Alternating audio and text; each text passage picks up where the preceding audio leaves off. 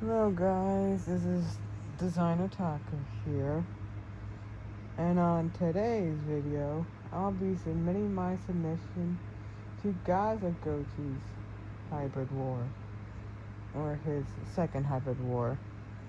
I didn't know about the first one until it was way too late. Like it was over by the time I knew. But anyways, I'm very aware of this wars now, and I'm pretty sure I can still submit. So, I'll be submitting something. The main theme of this hybrid has to be a military deployed hybrid. Something like the original Mortalodon. And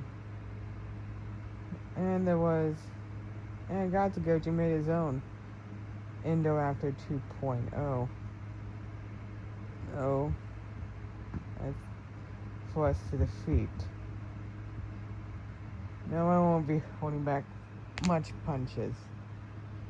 And I'll be bidding something that can really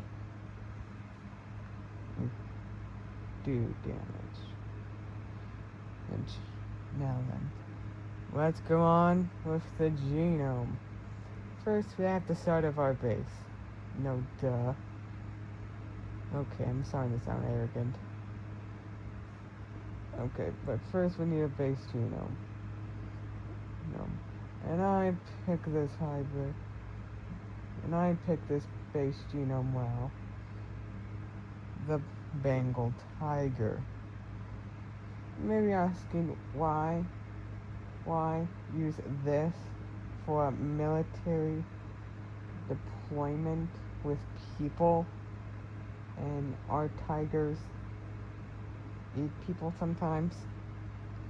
Well, to that I say, you're kind of correct. But I have a goal in mind.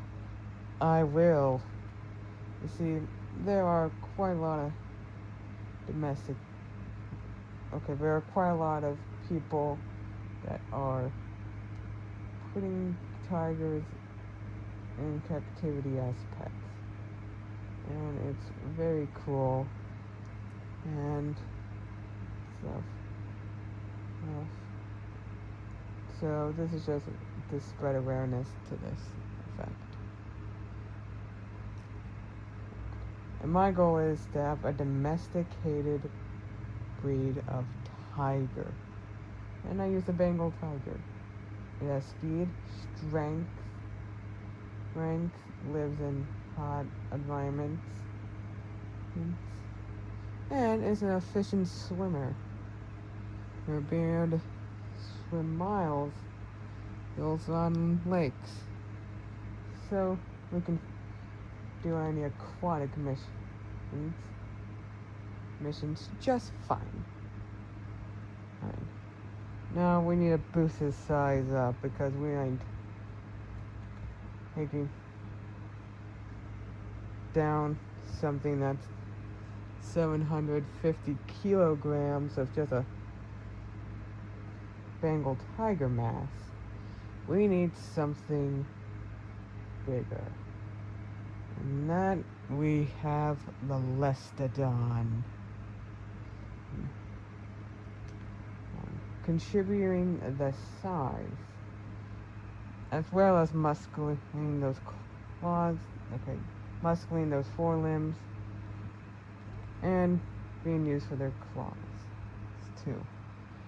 Now they will still be retractable or partially retractable, I hope. But just to really do damage.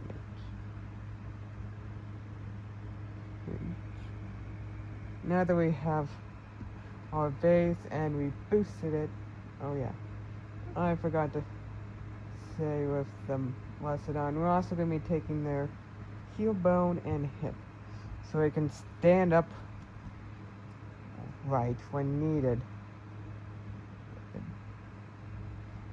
Okay, next we move on to the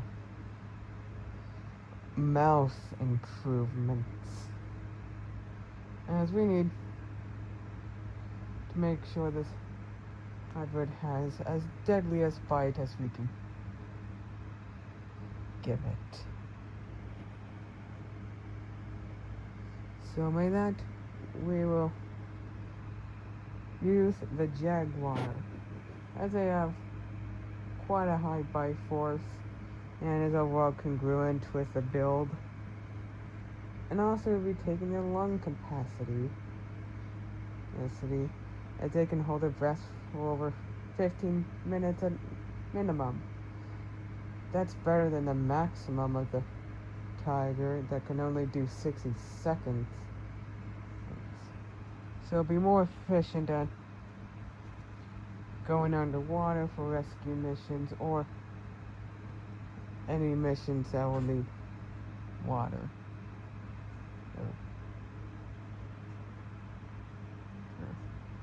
And with the increased bite force, we should get past any pesky armors of anything. Now, try to get through its way. Now we need to harden these teeth and also give them venom. So for that, we're gonna use the Northern Short-tailed Shrew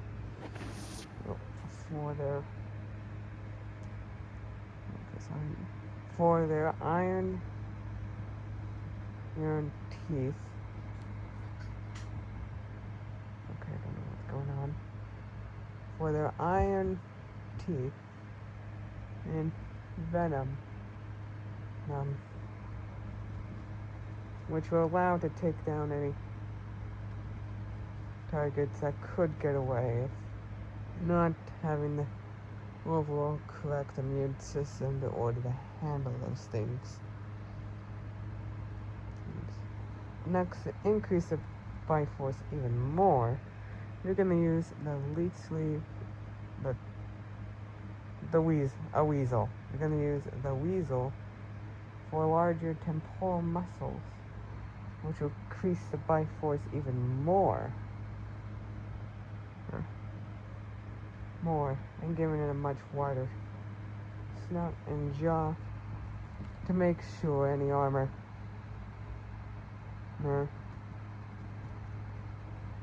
can be dealt with.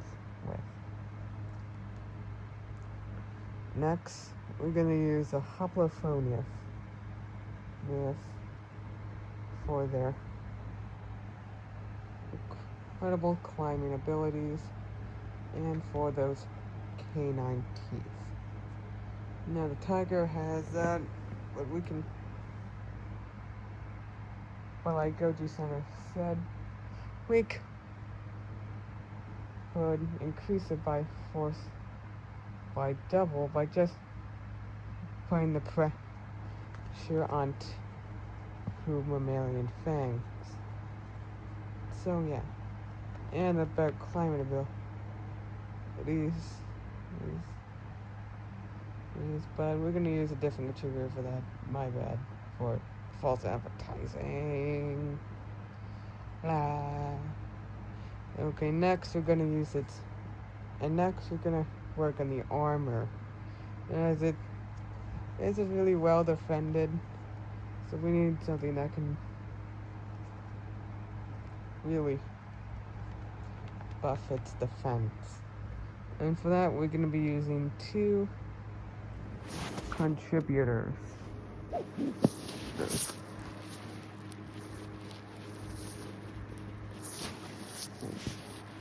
First, the Mylodon, for their osteoderm bone nodule skin, which will give the skin great durability against anything that could pose a viable threat.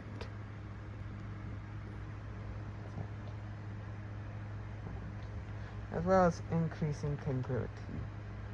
Next, we're going to use the honey badger here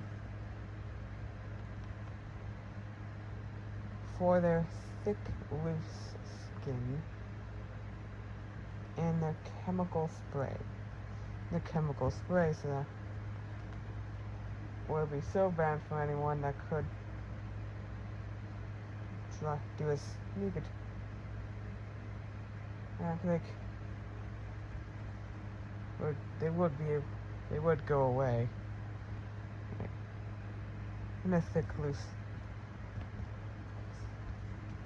skins. That way, when it gets into a brawl or gets hit or anything, it should be okay.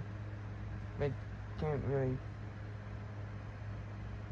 like, survive a rocket launcher being thrown at it. But it should be efficient.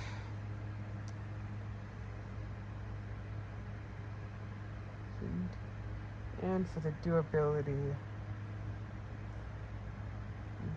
And that's it for durability. Next we move on to the mind. As we need this to work with humans after all. Like, if we can work with humans, then what's the point of making a domesticated tiger?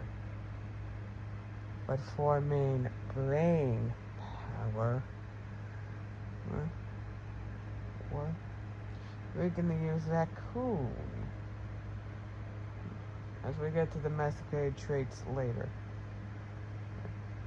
Raccoon have intelligence comparable to primates, and are starting to become domesticated and showing signs of domestication. So which should be okay to use for the brain. And next we're going to use quite a misunderstood dog. It's quite gentle. And is great with kids and is highly disciplined. Introducing the American Pit Bull Terrier.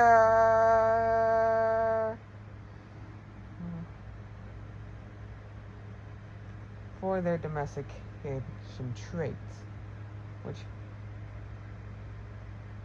allow it to be trained, disciplined, and patient enough to work with humans on military tasks, as well as having a whole bunch of other traits, like an enhanced sense of smell, as the Indom 2.0 has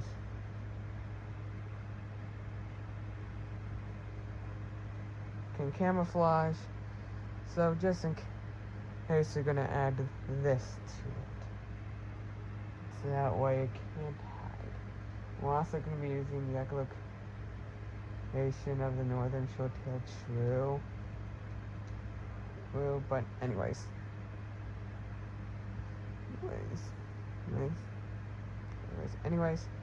we'll also be taking their higher muscle to body ratio, which will allow it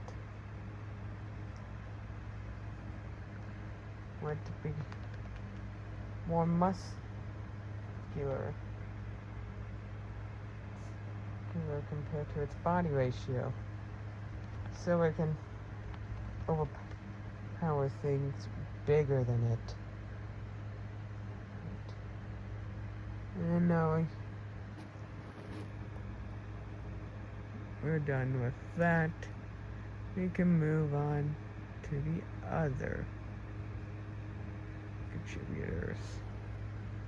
Next up, we're gonna use the snow leopard for their incredible climbing abilities, which allow this however to climb on a hard surface. It's just in case the time comes for it.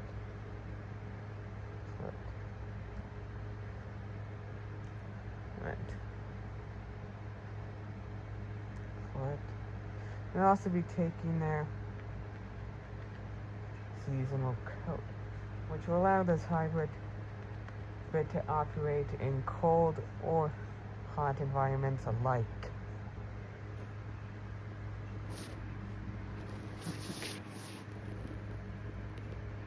Next, we're going to use the American bison, which are given their strong vertebrae, increasing the strength of the neck, and partially the strength of the forelimbs. We'll also be taking the ability to cool the blood to the brain, allowing this animal to have a higher endurance. We also took the endurance of the American pit bull, which is a dog and has a high amount of endurance. Next, we're going to use the John Deere camel.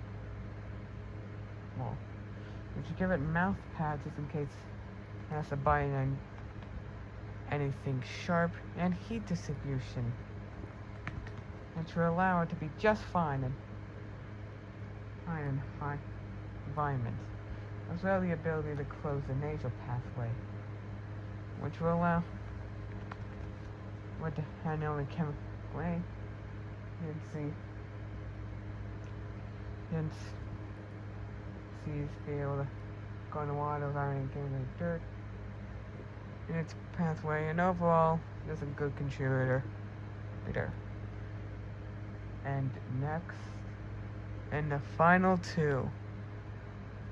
First, we're gonna the first of the final two, the vampire bat, contributing their iron distribution, which will give them iron claws,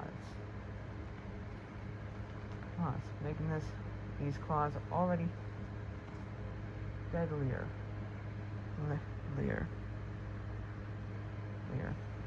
And also, I guess we could take their anticoagulant saliva to mix with the northern short-tailed tree venom.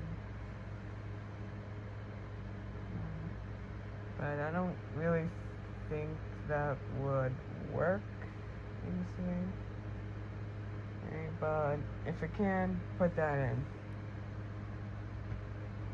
But if it can't, don't do it. We'll also be taking their advanced immune system, allowing it to fight off diseases. And for our last contributor, we'll be taking the Siamese cat. And what you may be asking for, like, why am I choosing the Siamese cat? Number one, domestication, or increased domestication congruity, as well as the eyes, or the blue color eyes. It's simply for cosmetics. Who wouldn't want a tiger with blue eyes? And we're introduced to Aries, named after the little god of war in Greek mythology. Standing at 5.5 feet on all fours, and over 10 feet when it goes temporarily bipedal. It is 18 feet long from the nose to the tail.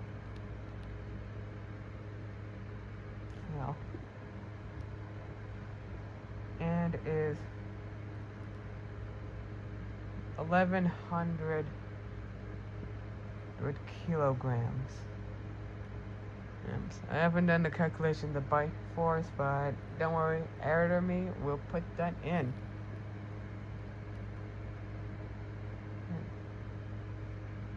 And I hope you like this hybrid. Hope it makes far. Bye.